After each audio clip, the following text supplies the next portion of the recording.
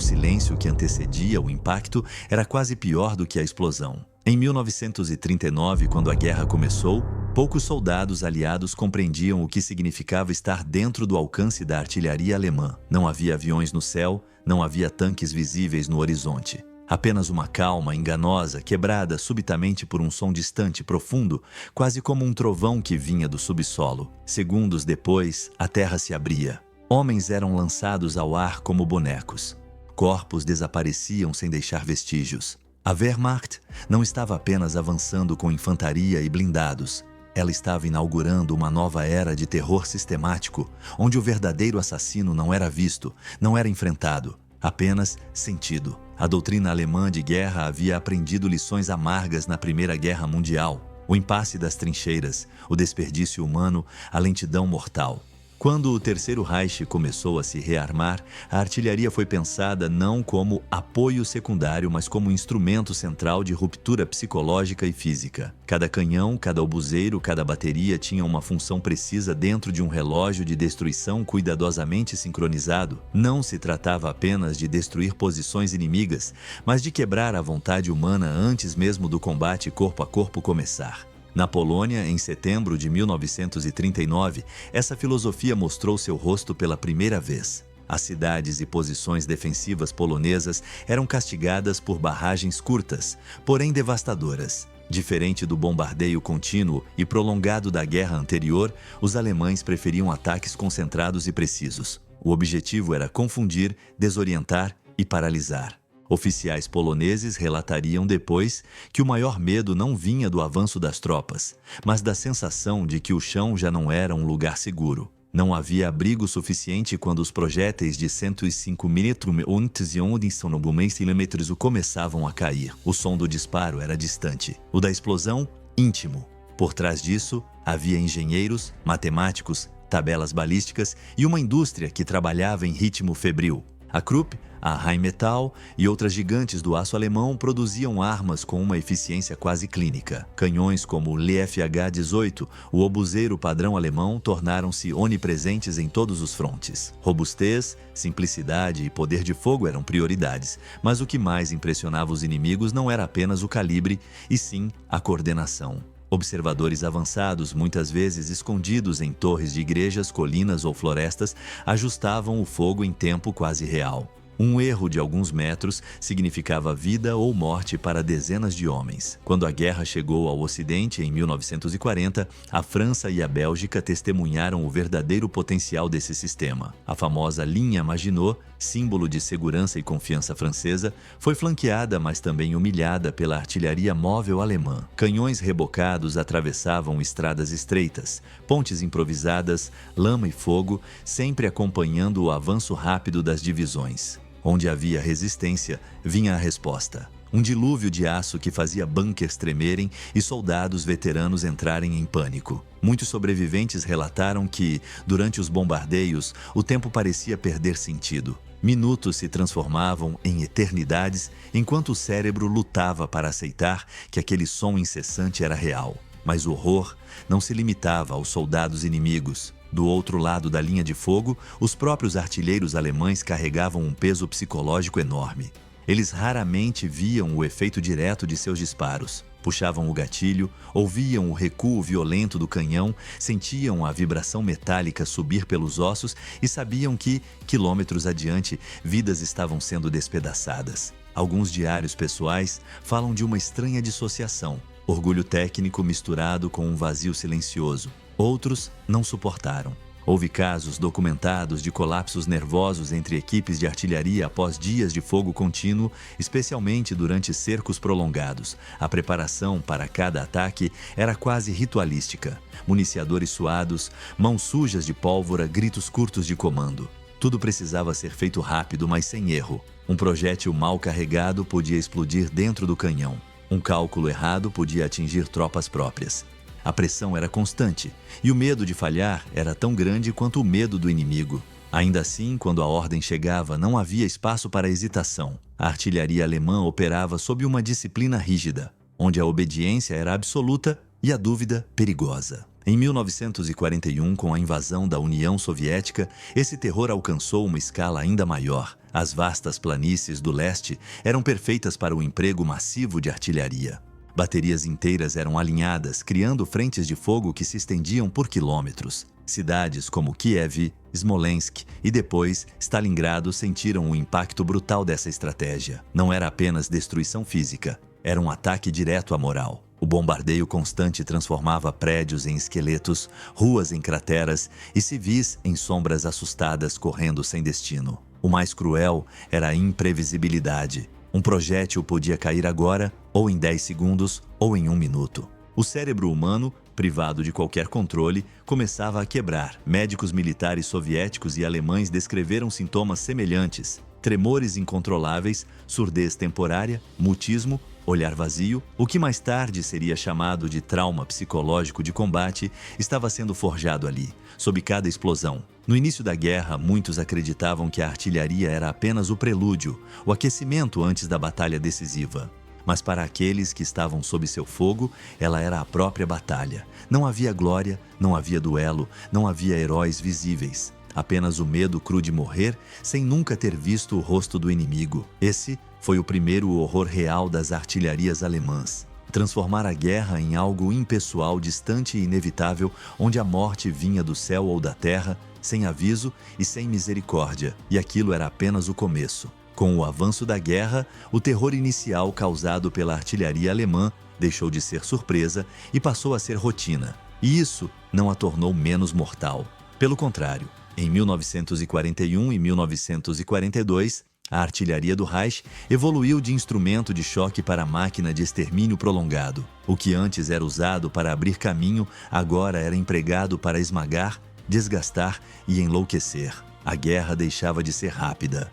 Tornava-se uma luta de resistência psicológica, e os canhões eram o centro desse tormento. No fronte oriental, a escala atingiu níveis nunca vistos. A Operação Barbarossa avançou rápido demais para ser sustentada, e quando o ímpeto inicial se perdeu, a artilharia passou a sustentar o peso da guerra. Em vilarejos anônimos da Ucrânia, da Bielorrússia e da Rússia Ocidental, batalhas inteiras se resumiam a dias, às vezes semanas, de bombardeio quase ininterrupto. Não havia ataque de infantaria imediato. O objetivo era quebrar o inimigo antes que ele sequer pensasse em reagir. A terra era martelada até virar pó. Árvores eram arrancadas pela raiz. Trincheiras se tornavam túmulos abertos.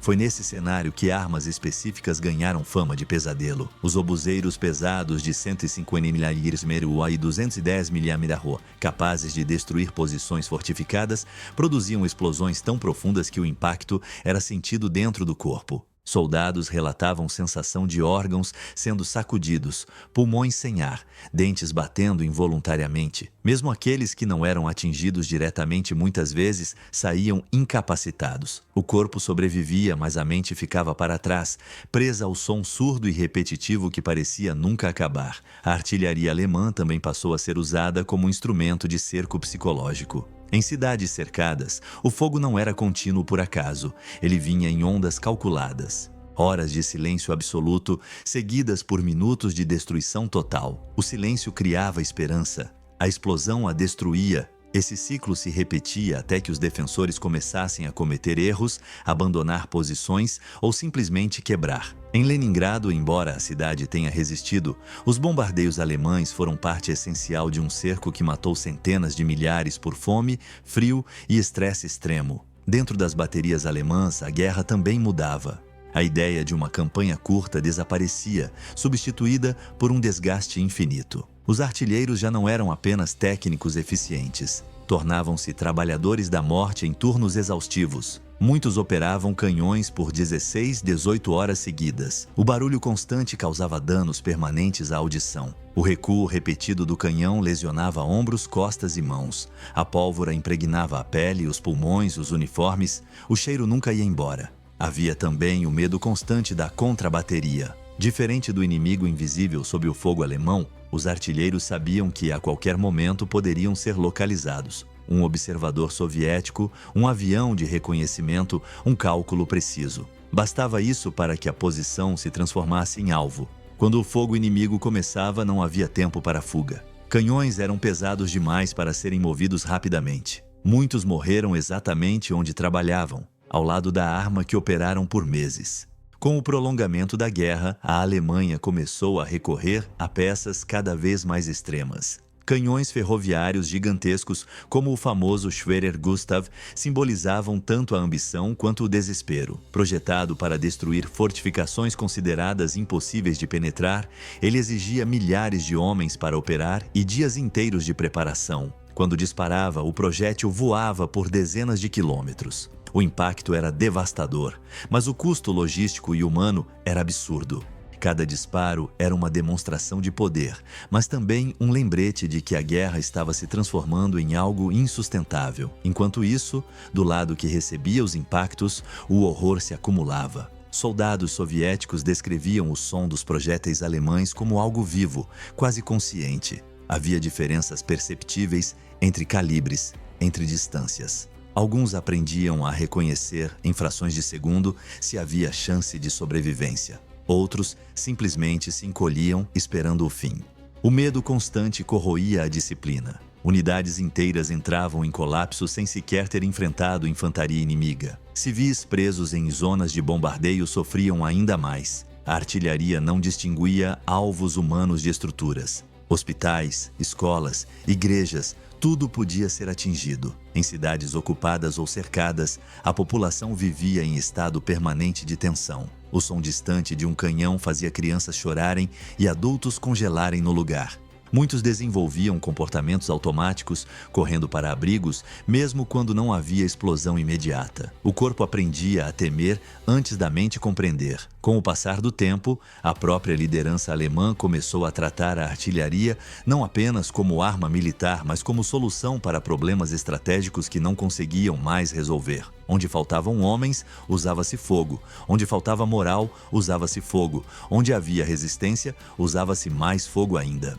Essa dependência crescente transformou a artilharia em um vício destrutivo. Cada barragem parecia necessária, cada disparo parecia justificado, mas o efeito acumulado era devastador para todos os envolvidos. O inverno agravava tudo. Em temperaturas abaixo de zero, o metal dos canhões congelava, lubrificantes falhavam, munições ficavam instáveis, artilheiros trabalhavam com luvas grossas, perdendo sensibilidade, cometendo erros perigosos. Ainda assim, as ordens continuavam chegando. Parar não era opção. A máquina precisava continuar funcionando, mesmo quando os homens já estavam além do limite físico e mental. Ao final de 1942, a artilharia alemã já não era apenas símbolo de poder, mas também de desgaste extremo. Ela havia destruído cidades, exércitos e vidas, mas começava a revelar seu custo oculto. Cada explosão não atingia apenas o inimigo, corroía lentamente aqueles que a produziam. O terror que antes era imposto agora começava a retornar como um eco sombrio, anunciando que algo irreversível estava se formando. E no horizonte surgia um novo tipo de arma, ainda mais aterradora, que levaria esse horror a um nível nunca antes imaginado. Quando o céu começou a gritar, muitos soldados perceberam que a guerra havia cruzado um limite invisível. Não era mais o estrondo seco e distante dos canhões tradicionais. Era um uivo prolongado, quase sobrenatural, que rasgava o ar antes do impacto. Em 1942, no leste, surgia o som que ficaria gravado na memória de todos que o ouviram: o lançamento dos foguetes alemães. A artilharia deixava de ser apenas destruição calculada e assumia uma nova função: espalhar pânico puro antes mesmo da explosão. Os Nebelwerfer, oficialmente projetados para lançar fumaça e agentes químicos, tornaram-se rapidamente armas de saturação psicológica. Seus tubos múltiplos lançavam salvas de foguetes em poucos segundos, criando uma chuva de explosões quase simultâneas. O efeito físico já era devastador, mas o verdadeiro terror vinha antes do impacto. O som agudo, semelhante a sirenes distorcidas, fazia soldados experientes perderem o controle. Muitos acreditavam estar sob ataque aéreo. Outros simplesmente fugiam, abandonando posições fortificadas sem ordens, dominados por um medo instintivo e incontrolável. Diferente da artilharia convencional, os foguetes eram imprecisos. E isso os tornava ainda mais assustadores. Não havia padrão claro, não havia onde se esconder com segurança. Um abrigo que sobrevivia a um impacto podia ser destruído no seguinte. Essa imprevisibilidade era usada deliberadamente. As salvas eram disparadas antes de ataques terrestres ou como punição a áreas consideradas resistentes demais. Não se buscava apenas abrir caminho, mas deixar o inimigo emocionalmente quebrado e incapaz de reagir de forma organizada. Em Stalingrado, esse horror atingiu seu auge. A cidade já era um inferno de ruínas, fumaça e morte, mas a artilharia alemã tentou transformar o caos em submissão total. Barragens constantes misturavam canhões pesados e foguetes, reduzindo bairros inteiros a escombros em questão de horas. O problema era que, quanto mais a cidade era destruída, mais ela se tornava impossível de dominar. Os escombros protegiam defensores. O barulho constante escondia movimentos. A artilharia que deveria preparar a vitória começou a alimentar um impasse sangrento. Para os artilheiros alemães posicionados fora da cidade, Stalingrado se transformou em uma linha invisível entre dever e desespero. Eles disparavam sem ver progresso. As ordens exigiam mais fogo, sempre mais fogo, mas os relatórios falavam de resistência contínua, de contra-ataques soviéticos surgindo das ruínas. Muitos começaram a questionar, em silêncio, se aquilo ainda fazia sentido. Outros pararam de pensar. A rotina de carregar, disparar e recalcular se tornou automática, quase mecânica, como se desligar fosse a única forma de sobreviver mentalmente. Do outro lado, os defensores soviéticos aprendiam a viver dentro do bombardeio. Aprendiam a contar segundos entre o som do disparo distante e a explosão. Aprendiam a identificar pausas que indicavam mudança de posição inimiga. A artilharia alemã, tão temida no início, começou a perder parte de seu efeito psicológico. O terror não desapareceu, mas foi absorvido. Isso forçou os alemães a intensificarem ainda mais o uso do fogo, criando um ciclo de escalada que drenava recursos, munição e homens. Em 1943, na Batalha de Kursk, a artilharia alemã tentou retomar seu papel decisivo. A preparação para a ofensiva envolveu uma das maiores concentrações de canhões da guerra. O plano era simples e brutal: esmagar as defesas soviéticas antes que os blindados avançassem. Durante horas, o solo tremeu sob uma barragem contínua. Explosões se sobrepunham, criando uma parede sonora quase sólida. Era a tentativa final de impor medo absoluto e quebrar a resistência de uma vez por todas. Mas algo havia mudado. Os soviéticos esperavam por isso. Haviam construído defesas em profundidade, múltiplas linhas, bunkers, trincheiras e campos minados. A artilharia alemã causou destruição massiva, mas não decisiva. Quando o fogo cessou e os tanques avançaram, encontraram um inimigo ferido, mas não derrotado. Pela primeira vez, ficou claro que nem mesmo a maior concentração de artilharia podia garantir o colapso do adversário. O terror já não era suficiente. Esse fracasso teve um impacto profundo na mentalidade alemã. A artilharia, antes vista como solução universal, começou a revelar seus limites. Ainda assim, a resposta não foi repensar a estratégia, mas intensificar o uso, mais disparos, menos pausas, menos consideração pelo desgaste humano. As unidades de artilharia passaram a operar sob pressão constante, sendo responsabilizadas por falhas que estavam além de seu controle. O fogo precisava compensar tudo o que faltava. A contrabateria soviética e aliada tornou-se cada vez mais eficaz. Aviões de observação, radares acústicos e cálculos aprimorados permitiam localizar posições alemãs com rapidez assustadora. Muitas baterias eram atingidas minutos após abrir fogo. Isso obrigava os artilheiros a se moverem constantemente, muitas vezes à noite, sob frio intenso ou lama profunda. O cansaço acumulado aumentava erros. Explosões acidentais tornaram-se mais frequentes. Cada disparo carregava o risco não apenas de matar o inimigo, mas de atrair a própria destruição. O impacto psicológico desse novo equilíbrio foi devastador. A artilharia alemã já não era o caçador invisível, passava a ser também a presa. O medo de represálias imediatas corroía a confiança das equipes. Muitos disparavam sabendo que estavam marcando o próprio fim. Ainda assim, continuavam. A obediência ao comando profundamente enraizada falava mais alto que o instinto de sobrevivência. A guerra exigia que continuassem, mesmo quando a lógica gritava o contrário. Enquanto isso, o uso indiscriminado da artilharia em áreas urbanas e civis começava a deixar marcas que não podiam mais ser ignoradas. Relatos de cidades reduzidas a cinzas, populações inteiras traumatizadas e deslocadas circulavam até mesmo entre oficiais alemães. Alguns justificavam como necessidade militar, outros simplesmente evitavam pensar nisso. O efeito cumulativo dessas decisões estava criando um legado de destruição que ultrapassava qualquer objetivo estratégico imediato. No campo de batalha, o som dos canhões e foguetes já não anunciava apenas ataque, anunciava exaustão, anunciava que ambos os lados estavam presos em uma espiral de violência da qual não havia saída limpa. A artilharia alemã, símbolo inicial de eficiência e terror, agora se tornava o eco de uma guerra que havia perdido qualquer noção de controle humano, e à medida que os recursos diminuíam e os inimigos se fortaleciam, uma verdade incômoda começava a emergir. O horror criado por aquelas armas estava prestes a voltar-se definitivamente contra quem as havia elevado ao centro da guerra. Em 1944, a guerra já não avançava ao ritmo imposto pela artilharia alemã. Agora, ela avançava contra ela. O que antes fora uma arma de domínio psicológico e material começava a se transformar em um fardo pesado demais para ser sustentado. A Alemanha ainda possuía canhões, ainda possuía foguetes, ainda possuía homens treinados para operá-los, mas algo essencial havia se quebrado: o controle do tempo, do espaço e da iniciativa. Cada disparo parecia atrasado, cada barragem chegava tarde demais, cada explosão soava como uma resposta desesperada a um mundo que já não obedecia. No oeste, após o desembarque aliado na Normandia, a artilharia alemã enfrentou um cenário para o qual nunca havia sido projetada.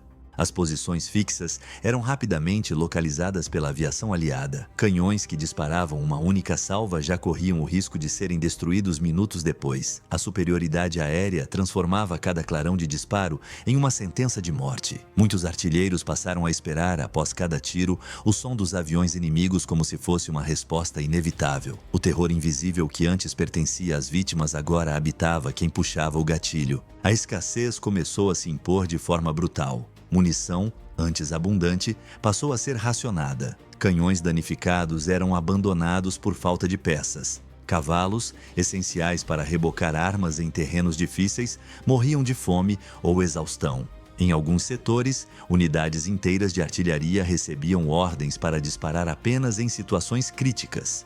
Uma palavra vaga que escondia o colapso logístico. O fogo, que antes era contínuo e esmagador, tornava-se esporádico, hesitante, quase tímido. No fronte oriental, a situação era ainda mais desesperadora. O Exército Vermelho avançava com uma massa humana e material impossível de conter apenas com barragens. A artilharia soviética, agora numerosa, precisa e coordenada, devolvia o terror em escala ampliada. As posições alemãs eram castigadas dia e noite. Muitos artilheiros descreviam a sensação de estar permanentemente sob ataque, sem descanso real, sem silêncio. Dormir tornava-se um luxo raro. O corpo permanecia em alerta constante, até que o cansaço extremo apagava qualquer reação emocional. Foi nesse estágio que a artilharia alemã começou a revelar seu horror final, o colapso humano interno. Oficiais experientes, homens que haviam conduzido baterias com eficiência fria nos primeiros anos da guerra, agora demonstravam sinais claros de esgotamento psicológico. Decisões erradas se multiplicavam. Ordens contraditórias chegavam do alto comando. Disparos eram feitos sem observação adequada, apenas para mostrar resistência. A artilharia deixava de ser instrumento estratégico e passava a ser gesto simbólico, quase ritualístico, de uma força que se recusava a admitir a derrota. Entre os artilheiros mais jovens, muitos recrutados às pressas, o choque era ainda maior. Eles não haviam conhecido a fase de avanço, de poder absoluto. Entravam na guerra já em retirada, já sob bombardeio constante, já condenados a posições improvisadas e mal camufladas. O primeiro disparo que faziam muitas vezes era seguido imediatamente por fogo inimigo. Alguns não sobreviviam sequer ao primeiro dia. Outros sobreviviam, mas carregavam um medo profundo e silencioso, uma certeza íntima de que aquele trabalho era apenas uma espera prolongada pelo fim. As cidades alemãs também começaram a sentir o retorno desse horror. Embora os bombardeios aéreos aliados fossem mais conhecidos, a artilharia de cerco e os combates urbanos transformaram bairros inteiros em campos de ruínas. Civis, antes distantes da linha de fogo, passaram a viver com o mesmo medo que soldados inimigos haviam sentido anos antes. O som distante de canhões agora vinha de ambos os lados. O abrigo deixava de ser garantia de segurança. A guerra finalmente chegava em casa. Dentro do próprio comando alemão surgiam fissuras. Alguns oficiais questionavam o uso contínuo da artilharia em situações claramente perdidas. Outros insistiam que mais fogo ainda poderia mudar o curso dos acontecimentos. Essa obstinação custava vidas. Unidades eram ordenadas a manter posições sem valor estratégico real, apenas para ganhar tempo. A artilharia disparava até a última munição, não para vencer, mas para atrasar o inevitável. Cada explosão era uma tentativa de negar a realidade. O horror também se manifestava de forma mais silenciosa. Acidentes. Canhões mal mantidos explodiam durante o disparo, munições defeituosas produzidas às pressas por uma indústria sob bombardeio falhavam de maneira imprevisível. Houve casos de baterias inteiras dizimadas não pelo inimigo, mas por suas próprias armas. Esses episódios eram raramente divulgados, mas se espalhavam como rumores entre as tropas, aumentando o medo e a desconfiança. A arma que deveria proteger tornava-se ameaça constante. À medida que o território encolhia, as posições de artilharia tornavam-se cada vez mais próximas de áreas civis. Isso criava dilemas morais que poucos estavam preparados para enfrentar. Disparar significava atrair fogo inimigo sobre vilarejos, fazendas, cidades ainda habitadas. Não disparar significava desobedecer ordens e colocar em risco unidades amigas.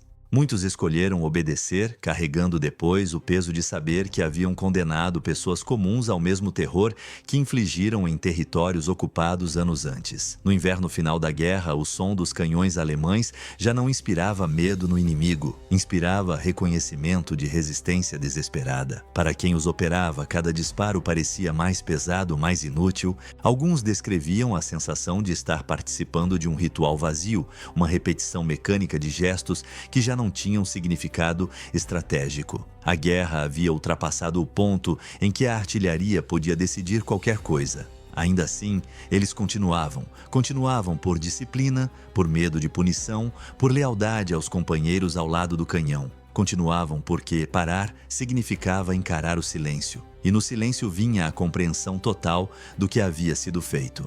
O barulho constante, paradoxalmente, servia como anestesia emocional. Enquanto houvesse explosões, ainda havia algo a fazer. Quando as linhas finalmente colapsavam e as baterias eram abandonadas ou capturadas, muitos artilheiros sentiam algo próximo ao alívio. Não alegria, não esperança, mas o fim de uma tensão insuportável. Outros sentiam vergonha, outros vazio absoluto. O horror da artilharia alemã não terminava com o último disparo. Ele continuava na memória, no corpo, nos sonhos interrompidos por sons que já não existiam. O que estava prestes a se revelar não era apenas a derrota militar, mas o legado irreversível de uma guerra conduzida até o limite da destruição humana. E no último capítulo desse terror, ficaria claro que algumas armas não cessam quando se calam. Elas continuam a explodir dentro de quem sobreviveu. Quando os canhões finalmente se calaram, o silêncio não trouxe paz. Em maio de 1945, com a rendição alemã, muitos acreditaram que o fim do barulho significaria o fim do horror. Para aqueles que haviam vivido sob ou atrás da artilharia, foi exatamente o oposto. O silêncio absoluto era estranho, quase agressivo. Sem explosões, sem comandos, sem o ritual mecânico de carregar e disparar, restava apenas a memória, e ela era ensurdecedora. Nos campos de batalha abandonados, canhões alemães permaneciam imóveis, apontados para horizontes que já não existiam. Alguns estavam intactos, outros retorcidos por explosões, enterrados na lama, cobertos de neve derretida e ferrugem precoce. Eram monumentos involuntários de uma lógica de guerra que havia consumido tudo ao redor. Para os vencedores, eram troféus. Para quem os operou, eram fantasmas de aço. Muitos artilheiros evitaram olhar para trás ao abandonar suas posições finais. Sabiam que, se o fizessem, talvez nunca conseguissem seguir em frente.